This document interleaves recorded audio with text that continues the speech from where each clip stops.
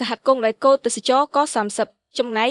90%ពីខេត្តក្រចេះសហគមន៍អេកូទេសចរកោះ30ត្រូវបានផ្ដួចផ្ដើមបង្កើតឡើងនៅថ្ងៃទី7ខែមិថុនាឆ្នាំ2016និងត្រូវបានបោះឆ្នោតជ្រើសរើសគណៈកម្មការដឹកនាំសហគមន៍នៅថ្ងៃទី22ខែមិថុនាឆ្នាំ2018ក្រោមការសម្របសម្រួលដោយអង្គការកម្មវិធីផ្លាស់ប្ដូរអនុផលព្រៃឈើកម្ពុជានិងមានកិច្ចសហការពីអាជ្ញាធរឃុំនិងមន្ទីរទេសចរខេត្តក្រចេះក្រោមកម្មវិធីដៃគូលើវិស័យព្រៃឈើនិងជប៉ុននិងគាំទ្រថវិកាដោយទីភ្នាក់ងារសហប្រតិបត្តិការស្វីសដើម្បីការអភិវឌ្ឍភូមិខ្សាច់លាវភូមិកោះក្លែនិងភូមិពុនជាគឺជាភូមិ3ក្នុងចំណោមភូមិដទៃទៀតដែលស្ថិតនៅជាប់តាមបន្តោយដងទន្លេមេគង្គក្នុងខេត្តក្រចេះភូមិទាំង3នេះមានប្រជាជនសរុបចំនួន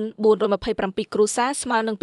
2.169នាក់ស្រីចំនួន1.113នាក់ប្រជាជនប្រមាណ90%ជាជនជាតិភាគដើមតិចភ្នងនិងគួយកំពុងរស់នៅជាទូទៅប្រជាជនរស់នៅដោយពឹងអាស្រ័យទៅលើការប្រមូលអនុផលព្រៃឈើធ្វើស្រែចម្ការចិញ្ចឹមសត្វនិងការនេសាទជាដើម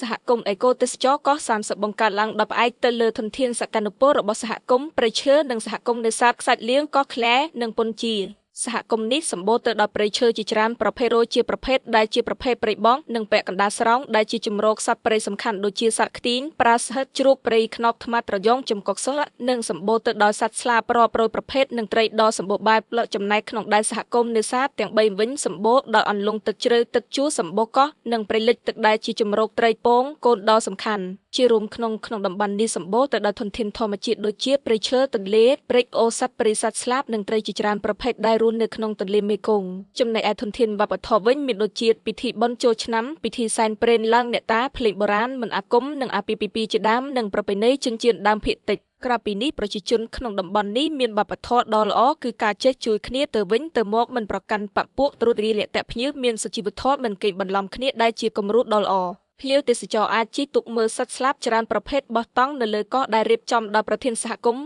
មើលទេសភាពថ្ងៃលិចតាមមាត់ទន្លេនិងពិសាអាហារដែលរៀបចំដោយប្រជាសហគមន៍និងមានផ្ទះស្នាក់សហគមន៍ផងដែរ